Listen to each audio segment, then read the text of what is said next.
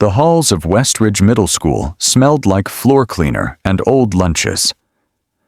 Ellie Morgan walked with her eyes down, counting the white and blue tiles as she moved. 1, 2, 3, 4. Counting helped her stay calm when her heart beat too fast. The backpack on her thin shoulders felt heavy with books and worry. Ellie was small for 13, with brown hair that never stayed neat and clothes that came from the thrift store down the street from her apartment. "Watch where you're going, nobody!" Jessica Miller stuck out her foot, and Ellie tumbled forward. Her books scattered across the shiny floor while laughter rang out around her. Ellie's cheeks burned hot as she gathered her things, her fingers shaking. This was day number 84 of being Jessica's target. Ellie kept count of that, too. "Need help?" A deep voice cut through the laughter. Jake Harlow stood there, 6 feet tall, even though he was only 14. His dark leather jacket was too big, making him look like a boy trying to be a man. Everyone knew his dad was important in the Hells Angels bike group. Jake didn't smile much, but he wasn't mean like the others. "I'm okay," Ellie whispered, pulling her math book close to her chest like a shield. Jake nodded once and walked away, his heavy boots making dull thuds on the floor. Ellie watched him go, noticing how other kids moved out of his way. In Miss Chen's science class, Ellie sat in the back corner where she could see everything, but nobody noticed her. Her notebook was open to a clean page, her pencil sharp and ready. Science was the one class where Ellie felt smart, where things made sense, where mixing this with that always gave the same result, unlike people who change their minds about you for no reason. "Partner up for today's lab," Miss Chen called out. 29 students moved quickly, leaving Ellie alone again. Miss Chen sighed and looked around the room. "Jake, you'll work with Ellie today."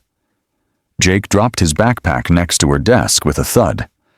"I'm no good at this stuff," he muttered, not meeting her eyes. "It's okay. I can show you," Ellie said, her voice so soft he had to lean closer to hear. She smelled leather and something like motor oil on his jacket. "My mom fixes cars at Miller's garage. You smell like her when she comes home." Jake almost smiled. "My dad works on bikes. I help sometimes." For 52 minutes, they mixed chemicals and wrote down what happened. Jake wasn't stupid like people said. He just didn't care about school. But he listened when Ellie explained things, his dark eyes watching her hands as she carefully measured blue liquid into a beaker. Through the classroom window, Ellie could see the parking lot where 3 men in hoodies stood near the side door. They didn't look like they belonged at school. A bad feeling tickled the back of her neck. "Something wrong?"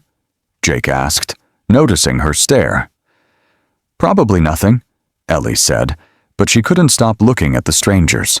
One of them pulled something from his pocket that flashed in the sun. The bell rang, making Ellie jump. As students rushed out for lunch, Ellie grabbed Jake's sleeve. "Those men out there, I think they have a gun." Jake's face changed, suddenly serious.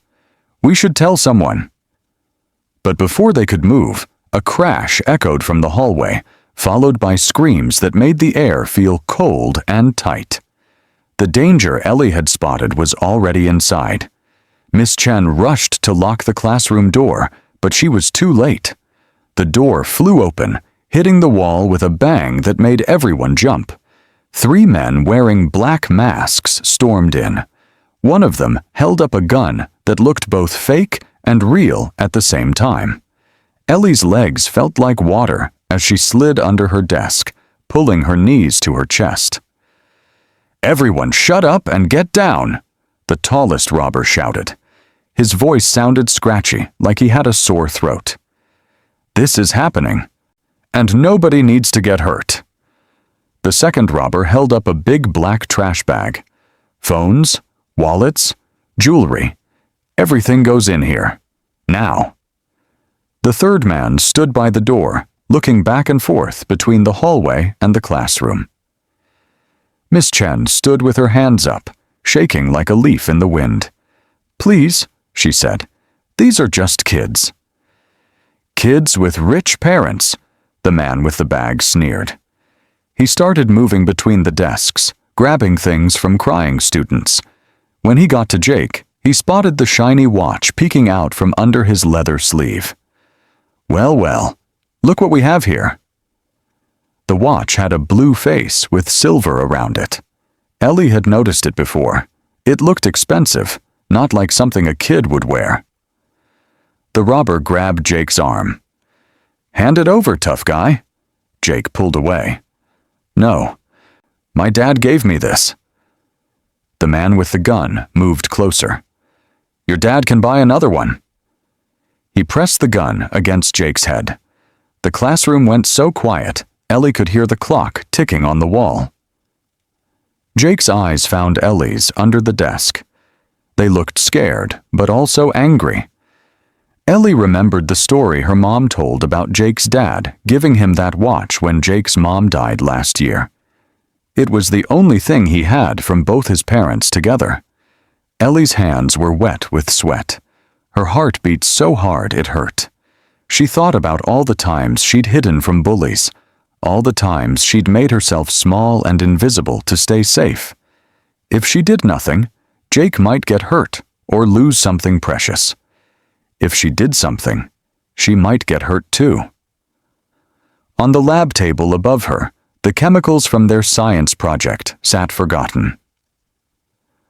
Blue liquid in one beaker, clear powder in another. Ellie remembered what happened when they mixed them. Smoke and bubbles that smelled like rotten eggs. Miss Chen had warned them to be careful. "I'm counting to 3, the man said, pushing the gun harder against Jake's head. 1? Ellie thought about her mom, who worked 12 hours every day fixing cars so Ellie could have lunch money and school supplies. Her mom always said, "Being brave isn't about not being scared. It's about doing what's right even when you're terrified." 2? Ellie's fingers wrapped around the leg of her chair. The robber's back was to her. Jake closed his eyes. 3. Ellie pushed up from under the desk with all her might. Her chair crashed into the robber's legs. He stumbled, the gun pointing away from Jake for just a second. In that moment, Ellie grabbed both beakers and smashed them together. A cloud of stinky blue smoke filled the air. Students screamed and coughed. The fire alarm started wailing, its red light flashing. Through the chaos, Ellie reached for Jake's hand. "This way," she whispered. "I know where to hide." Ellie pulled Jake through the smoky classroom to the small supply closet in the back. For 2 years, this tiny room had been her hiding place when Jessica and her friends looked for her at lunch. The door clicked shut behind them, leaving them in darkness except for the thin line of light under the door. "You're bleeding," Ellie whispered. She could feel something wet on her hand where she held Jake's arm. In the small space, their breathing sounded loud. "It's nothing," Jake said, but his voice sounded shaky. "When I fell, I hit the corner of a desk." Outside, they could hear yelling and running feet. The fire alarm kept ringing, making a sound like an angry bird. Ellie found an old t-shirt from the lost and found box and pressed it against Jake's cut. "Why did you help me?" Jake asked softly. His face was close to hers in the dark closet. "No one ever stands up for anyone here." Ellie thought for a moment. "My mom says even small people can be brave. And your watch. I know it's from your dad. I know it's important." They sat quietly for what felt like hours, but was really only 20 minutes. Finally, police voices replaced the robbers' shouts. A woman officer opened the closet door, her flashlight making Ellie blink. "We found 2 more," the officer called. "Are you kids hurt?" By the time they got outside, the school parking lot was full of police cars with flashing lights. An ambulance waited with open doors. Parents rushed around, looking for their children. Teachers counted heads, making sure everyone was safe. Jake. A tall man with a thick beard pushed through the crowd. He wore a leather vest with patches and had tattoos on his arms. Jake's dad. He grabbed Jake in a tight hug, then pulled back to look at the bandage the paramedics had put on his arm. "What happened? Are you okay?" "Dad, this is Ellie," Jake said, pointing to her. "She saved me. One of the robbers had a gun to my head, and she created a distraction. Then she pulled me to safety." Mr. Harlow looked at Ellie, his eyes narrowing. She wanted to hide behind Jake, but made herself stand still. The big man knelt down so he was at her eye level. "You saved my boy?" His voice was deep but gentle, not scary like she expected. Ellie nodded, her throat too dry to speak. "The angels take care of their own," Mr. Harlow said, "and they take care of anyone who helps their family." He stood up and pulled out his phone. By 3 o'clock, the first motorcycles arrived. 10 at first, then 20. Then so many Ellie couldn't count them all. They lined up along the street in front of the school, engines making a rumble you could feel in your chest. Men and women in leather vests and jackets stood beside their bikes, arms crossed, faces serious. Ellie's mom rushed through the crowd, her work clothes still dirty from the garage. "Ellie, oh my God, are you hurt?" She wrapped Ellie in a hug that smelled like motor oil and the lavender soap she kept by the sink. "I'm okay, Mom," Ellie said, though her hands still shook a little. Mr. Harlow stepped forward, taking off his leather gloves. "Ma'am, your daughter is the bravest person in this school. She saved my son today."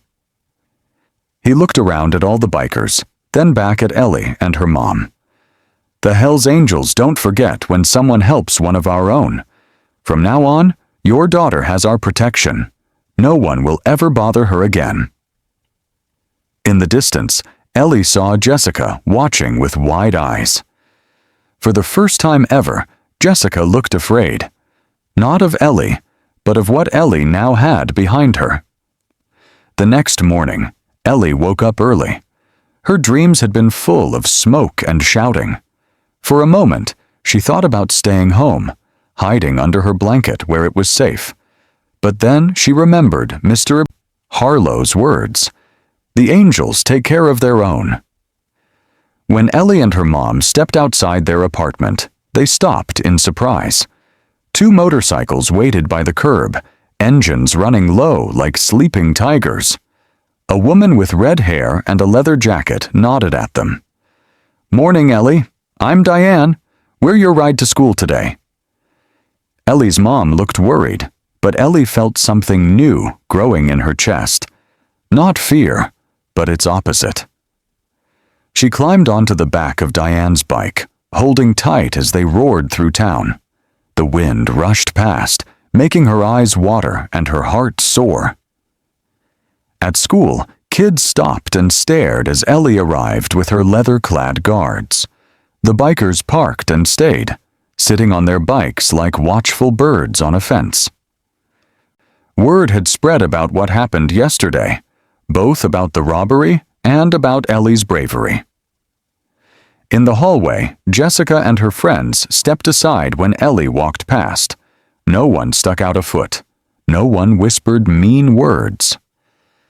Jake met her at her locker, his arm bandaged but his smile wide. "My dad says you're family now," he said, walking with her to class. "That means something big to the angels." All through the day, Ellie noticed the changes. Teachers looked at her differently. Kids who had never spoken to her now smiled and waved. At lunch, she didn't eat alone in the bathroom or the supply closet.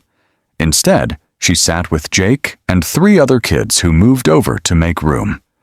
After school, Mr. Harlow was waiting by his motorcycle. With him stood almost 30 bikers, men and women, with weathered faces and kind eyes. As Ellie walked out, they formed a path for her, standing tall on both sides. "Ellie Morgan," Mr. Harlow said in a voice loud enough for everyone to hear. "Yesterday, you showed more courage than most adults ever find in their whole lives. The angels don't forget." He handed her a small box wrapped in blue paper. Inside was a silver pin shaped like wings. "This means you're under our protection," he explained. "Any angel who sees this will know your family." Tears filled Ellie's eyes as her fingers closed around the pin. She thought about all the days she'd spent counting floor tiles, all the lunch periods hiding from bullies, all the times she'd made herself invisible to stay safe. "Thank you," she whispered, her voice stronger than before. That evening, over 1,000 bikers from chapters all over the state roared through town in a parade of leather and chrome. They circled the school 3 times, headlights cutting through the dusk like stars come down to earth. People came out of shops and houses to watch, pointing and talking. The angels didn't stop or speak. They just rode, making sure everyone knew their message. Ellie Morgan was under their protection now. At the end of the ride, they stopped at Miller's garage where Ellie's mom worked. Each biker dropped off a toy or a book or a gift card in a growing pile. "For the school," Mr. Harlow explained. "For all the kids." On Monday morning, Ellie walked into school with her head up, not counting tiles anymore. The silver wings pinned to her backpack caught the light. Jake waited for her by the door, his father's watch on his wrist. Outside, 2 motorcycles stood guard, their chrome gleaming in the sun. Ellie smiled, feeling the change in herself, no longer invisible, no longer afraid. She had saved someone, and in saving him, had somehow saved herself too.